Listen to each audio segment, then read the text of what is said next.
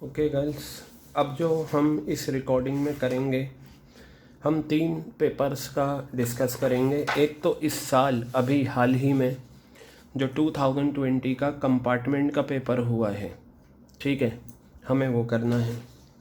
एक ये आपका इस साल जो अकाउंट्स का पेपर आया है दिल्ली 2020 में, हमें वो करना है। इसमें से रेशियो का क्वेश्चन। और एक आपका इस साल जो सीबीएसई ने सैम्पल पेपर इशू करा है, हमें ये करना है। तो चलिए एक एक करके तीनों को हम देखते हैं और तीनों में क्या बात कही गई है वो देखते हैं। तो चलिए शुरुआत करते हैं हम सैम्पल पेपर से ही। सबसे पहले शुरुआत कर लें। ये रहा आपका सैम्पल पेपर। तो मैं इसमें वो क्वेश्चन निकाल लेता हूँ रेशियोज़ वाला, ताकि हम उस क्वेश्चंस को करें कि वो क्वेश्चन क्या है। ठीक है, तो लेट मी चेक कहाँ वो गिवन है और फिर उसके बाद हम उसे करेंगे।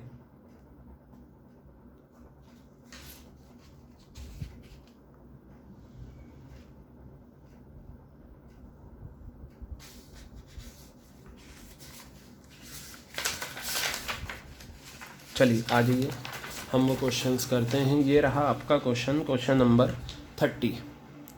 क्वेश्चन नंबर 30 में चॉइस है, 3 मार्क्स का है ये रहा 3 मार्क्स का क्वेश्चन नंबर 30। इसमें चॉइस है। तो सबसे पहले हम नीचे वाला क्वेश्चन करेंगे, फिर उसके बाद हम ऊपर आ जाएंगे। तो चलिए देखते हैं हम क्वेश्चन। ये है आपका सैम्पल पेपर 2020, ठीक है। क्वेश्चन नंबर क्या है 30।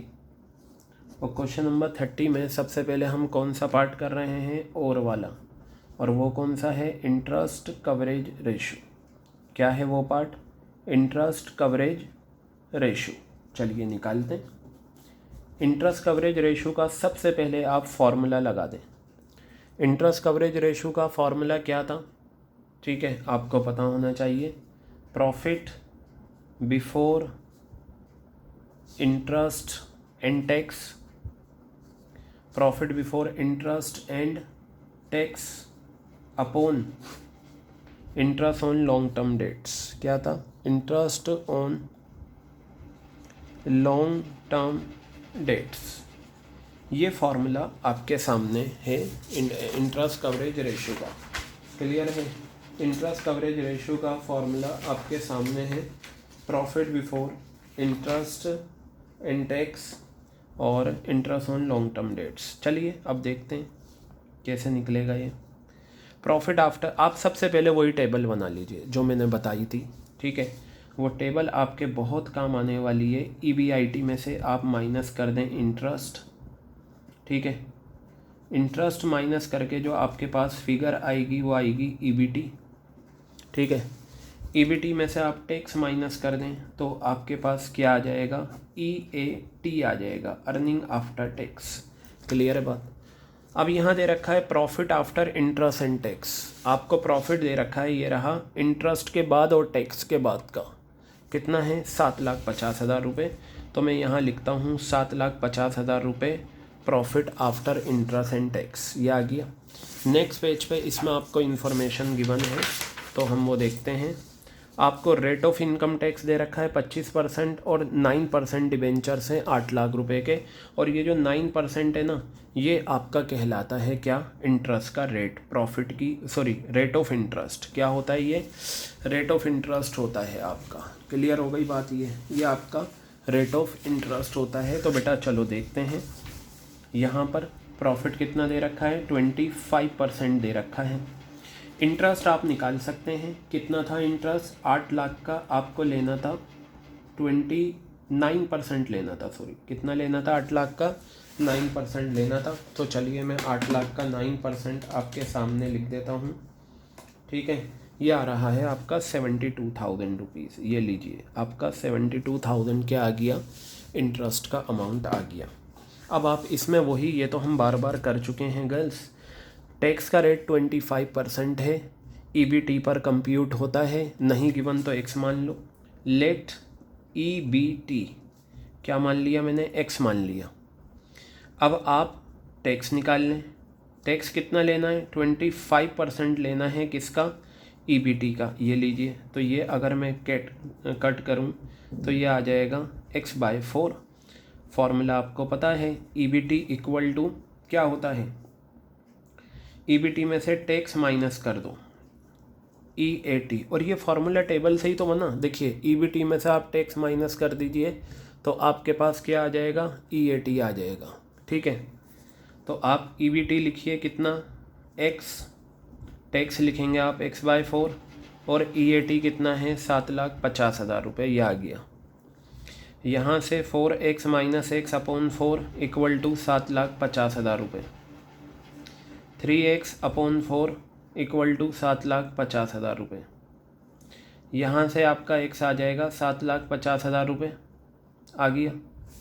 मल्टीप्लाई 4/3, बस इसे कंप्यूट कर लें। 3 2 3 5 2,50,000। ये आपका 10 लाख रुपए का आंसर आ गया। क्या माना था, x आपने, EBT माना था 10 लाख रुपए, आपके ये आ गए। अब आप एक चीज़ ये देखिए, आपको चाहिए ये, आप चाहें तो टैक्स ना निकालें, क्योंकि आपको पता है जब नीचे से ऊपर जाते हैं तो जो माइनस है वो प्लस। 10 लाख है, ये माइनस हुआ है इंटरेस्ट, आप 10 लाख में ये ऐड कर दें तो कितना आ जाएगा, 10,72,000 रुपये। और ये 25% टैक्स है, 10 लाख का 25% 2.5 लाख रुपये आ गया। ये देखिए 10 लाख में से 2.5 लाख गए, 7.5 लाख आ गया। तो पता चला मुझे फॉर्मूले का 10,72,000 रुपये मेरा निकल गया। अब मुझे interest on long term dates वो मैंने निकाल रखा है, ये रहा इंटरेस्ट, यही तो इंटरेस्ट होता ही है। कितना है ये, 72,000 रुपये। तो यहाँ से आपका जो आंसर आएगा वो क्या निकल कर आएगा, मैं बता देता हूँ कितना है, 10,72,000 डिवाइडेड बाय 72,000। ये आपका आंसर आ रहा है 15। कितना आंसर आ रहा है बेटा, ये आपका आंसर 15 आंसर आ रहा है। तो मैं यहाँ लिखता हूँ 15, और ये टाइम्स में आता है। देखिए ये लॉन्ग टर्म सॉल्वेंसी की एक ऐसी रेशियो है जिसका आंसर आपका किस में आता है, टाइम्स में आता है। तो मैंने टाइम्स में लिख दिया। ये था मेरा आपका, ये रहा क्वेश्चन नंबर 30 का, जो सैम्पल पेपर है CBSE का इस साल का, उसका और वाला पार्ट इंटरेस्ट कवरेज रेशियो मैंने आपको करके दिखा दी। क्या करके दिखा दिया मैंने आपको, इंटरेस्ट कवरेज रेशियो करके दिखा दिया। अब मैं आता हूँ आपके पास नए क्वेश्चन के साथ। इसका क्वेश्चन नंबर 30 का कौन सा पार्ट लेकर, क्वेश्चन नंबर 30 का हम लेंगे और वाला पार्ट। क्या लेंगे हम, क्वेश्चन नंबर 30 का और वाला पार्ट लेंगे। तो ये देखिए मैं क्वेश्चन नंबर 30 का और वाला पार्ट ले लेता हूँ। यहाँ पर सैम्पल पेपर ये आ गया 2020, क्वेश्चन नंबर 30 है ये सैम्पल पेपर में। और इसमें निकालना क्या है देख लेते हैं, आइए। कहा है कैलकुलेट प्रोप्राइटरी रेशो। आपको क्या निकालनी है, प्रोप्राइटरी रेशो बेटा निकालनी है। तो चलिए मैं प्रोप्राइटरी रेशो का फॉर्मूला यहाँ लगाता हूँ। प्रोप्राइटरी रेशो, ये लीजिए, प्रोप्राइटरी रेशो का फॉर्मूला होता है प्रोप्राइटर्स फंड। क्या होता है, प्रोप्राइटर्स फंड अपॉन में, प्रोप्राइटर्स फंड अपॉन में क्या आता है, टोटल असेट्स। क्या आता है अपॉन में, टोटल असेट्स। चलिए देखते हैं इन्फॉर्मेशन क्या क्या है। बहुत सिंपल सी इन्फॉर्मेशन होंगी इसमें, वो भी देख लेते हैं हम।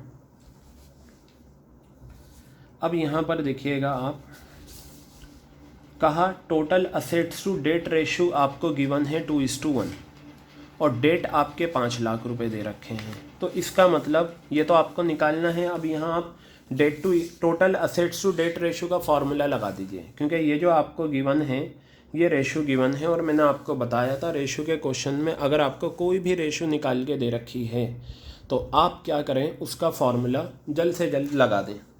तो चलिए मैं फॉर्मूला लगाता हूँ total assets to debt ratio का। Total assets to debt ratio, ये आ गया आपका formula, total assets to debt ratio. क्या फॉर्मूला होता है इसका, टोटल असेट्स अपॉन में डेट। क्या होता है, टोटल असेट्स अपॉन में डेट, ये फॉर्मूला होता है। आपको क्वेश्चन में इसमें देखिए 2:1 तो ये आपको दे रखा है, ठीक है। डेट आपको दे रखे हैं 5 लाख, ये रहे 5 लाख रुपए। तो मैं यहाँ पर डेट में 5 लाख रुपए लिख देता हूँ और यहाँ लिखता हूँ टोटल असेट्स। क्या लिखा मैंने यहाँ पर? Total assets. तो यहाँ से मेरा जो आंसर आया टोटल असेट्स का, वो मेरा आंसर आया 10 लाख रुपए। कितना आ गया? 10 लाख रुपए टोटल असेट्स। आप यहाँ टोटल असेट 10 लाख रुपए लिख दीजिए। पता चला रेशोज़ फॉर्मूले आपको कहीं ना कहीं कोई ना कोई आंसर देते हैं। अब आपको क्या चाहिए? Proprietors fund. क्या चाहिए आपको? प्रोप्राइटर्स फंड चाहिए। तो बेटा वो जो आपने बैलेंस शीट बनाई थी ना, लाइबिलिटीज़ की 4 हेडिंग्स थी, उनमें जो सबसे पहली हेडिंग थी शेयर होल्डर फंड्स, उसी का नाम होता है आपका प्रोप्राइटर्स फंड। तो मैं यहाँ लिखता हूँ प्रोप्राइटर्स फंड। क्या लिखता हूँ? Proprietors fund. इसका दूसरा नाम होता है शेयर होल्डर्स फंड। क्या होता है? Share holders fund. ठीक है। इसमें जो सब पार्ट्स हैं, बैलेंस शीट अगर आप देखेंगे, बैलेंस शीट में जो सब पार्ट्स आपको दे रखे हैं इसमें, वो क्या हैं? Share capital plus reserve and surplus, plus reserve and surplus. एक और होता है, वो आपके अकाउंटिंग ट्रीटमेंट में नहीं आता, तो यही दोनों आ गए। अब शेयर कैपिटल में क्या आते हैं? 2 आते हैं। Equity share capital. क्या आता है? Equity share capital. या शेयर मार्केट का जो टॉपिक है कंपनीज का, उसमें सीखेंगे प्रेफरेंस शेयर कैपिटल। क्या आता है? Preference share capital. तो आपको जो इस क्वेश्चन में गिवन है वो यही गिवन है, बताया। इक्विटी शेयर कैपिटल जो है वो 0.5 टाइम्स है डेट का। तो लीजिए, ये जो आपका निकल कर आएगा ना शेयर कैपिटल, वो दोनों को ऐड करके आता है। क्या आता है? दोनों को ऐड करके आता है। तो पहले आप इक्विटी शेयर कैपिटल निकालें, प्रेफरेंस निकालें, दोनों को जोड़ दें शेयर कैपिटल, और अगर रिजर्व एंड सरप्लस है तो वो ले लें। तो आपको बताया कि इक्विटी शेयर कैपिटल 0.5 टाइम्स है डेट का। तो डेट कितना है? ये रहा 5 लाख रुपए। तो मैंने यहाँ लिखा 5 लाख रुपए। 5 लाख का 0.5 टाइम्स मैंने ले लिया। तो ये तो मेरा आ गया इक्विटी शेयर कैपिटल। प्लस का साइन लगाया। Preference share capital is 25% of equity share capital. यानी कि ये जो फाइनल आंसर आएगा, इसका 25% क्या है? प्रेफरेंस है। तो आप चाहें तो क्या है? Preference share capital is 25%। 25% है किसका? इक्विटी शेयर कैपिटल का। तो 25% के लिए मैंने 25/100 लिया, ऑफ की जगह मल्टीप्लाई। अब क्या लेना है मुझे? Equity share capital. Equity share capital तो ये है, चाहो तो मैं ये पूरा यहाँ एज इट इज़ लिख देता हूँ, क्योंकि मैंने अभी कैलकुलेशन नहीं करी थी। चलिए अब मैं कैलकुलेशन करता हूँ। तो ये तो बेटा आ जाएगा 2.5 लाख आ गया, प्लस ये आपका आ गया 4। अब आप 2.5 लाख को 4 से डिवाइड कर दें, 62,500 आ जाएगा आपका आंसर। ठीक है। तो ये आ गया 62,500 रुपीज़। तो फाइनली 3,12,500 रुपये आपका आ गया क्या? शेयर होल्डर्स फंड या proprietors fund. Reserve and surplus, हाँ इस क्वेश्चन में सॉरी एक गलती हो गई, हमने जल्दी कर दी। जल्दी नहीं करना हमें, कोई नहीं। रिजर्व एंड सरप्लस इसमें दे रखा है, बताया। नेट प्रॉफिट बिफोर टैक्स है 10 लाख रुपए। कितना है net profit before tax? 10 lakh रुपए आपको दे रखा है। ठीक है। और बेटा आपको क्या दे रखा है? रेट ऑफ टैक्स भी दे रखा है 40%। कितना दे रखा है रेट ऑफ टैक्स? 40% आपको दे रखा है।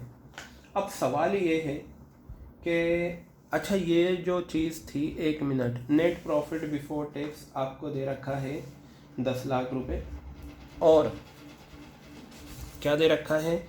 40% रेट ऑफ टैक्स दे रखा है। तो 10 लाख रुपए तो आपका आंसर आ गया। टोटल असेट्स का आंसर आपका कितना था? 10 लाख रुपए आ गया। अब आपको क्या चाहिए ये भी मैं बता देता हूँ, जस्ट वेट। हाँ, यहाँ पर आप एक चीज़ देखेंगे, ये जो रिजर्व एंड सरप्लस है ना, इसमें प्रॉफिट आता है। क्या आता है? प्रॉफिट। इसमें रिजर्व भी आते हैं और इसमें प्रॉफिट भी आता है। तो आपको क्वेश्चन में net profit before tax 10 lakh दे रखा है और रेट ऑफ इनकम टैक्स 40% दे रखा है। यानी कि वो जो आप टेबल बनाते थे ना EBT, आप EBT से ले लीजिए, EBT माइनस टैक्स, तो आपके पास क्या आ जाता है, EAT आ जाता है। क्लियर है बात। अब इन्होंने कहा net profit before tax, tax से पहले का प्रॉफिट है 10 लाख, तो ये देखिए ये टैक्स है, टैक्स से पहले का प्रॉफिट EBT कहलाता है, टैक्स के बाद का प्रॉफिट EAT कहलाता है। तो टैक्स से पहले का प्रॉफिट अर्निंग बिफोर टैक्स, यानी कि ये आपको दे रखा है 10 लाख रुपए, और जब EBT आपको पता है तो आपको ये भी पता होना चाहिए 40% जो होता है वो उसका रेट ऑफ टैक्स होता है। 40% अगर मैं 10 लाख का लूँगा तो कितना आ जाएगा, 4 लाख रुपए आ जाएगा। कितना आ गया, 6 लाख रुपए आ गया। ठीक है, कितना आ गया, 6 लाख रुपए आ गया। तो ये जो है आप इसमें 6 लाख रुपए ऐड कर देंगे तो पता चला रिजर्व एंड सरप्लस में जो हम प्रॉफिट लेते हैं वो आफ्टर टैक्स वाला प्रॉफिट लेते हैं। थोड़ा सा इन्होंने यहाँ घुमाया, बाकी तो सब सीधा सीधा था, लेकिन आपके कॉन्सेप्ट क्लियर होने चाहिए कि रिजर्व एंड सरप्लस में सारे रिजर्व आते हैं और प्रॉफिट आता है, मैंने बताया था। और वो प्रॉफिट कौन सा है, आफ्टर टैक्स प्रॉफिट। तो यहाँ पर 6 लाख रुपए और ऐड कर देते हैं। ठीक है, इन दोनों का टोटल ये आ गया था, तो ये आपका 9,12,000 रुपये आ गया, 12,500। ये क्या आया आपका, प्रोप्राइटर फंड। मैंने यहाँ पर 9,12,500 रुपये प्रोप्राइटर फंड्स के लिखे। तो बस बेटा अब यहाँ से जो आपका आंसर निकल कर आएगा वो आपका आंसर आ जाएगा कितना, 9,12,500 डिवाइडेड बाय 10 लाख रुपीज़। ये आपका आएगा पॉइंट, ये देखिए 2 ज़ीरो से 2 ज़ीरो गए तो ये आ गया 0.913:1। ये आपका आंसर आ गया। क्लियर हो गई बात। देखिए आपको मैं आंसर भी दिखा दूँ मार्किंग स्कीम में, ये रहा। इन्होंने राउंड ऑफ नहीं करा, 0.913, और ये जो हमारा था 14.89, अगर आप कैलकुलेटर से करेंगे तो ये 15 टाइम्स आ जाएगा।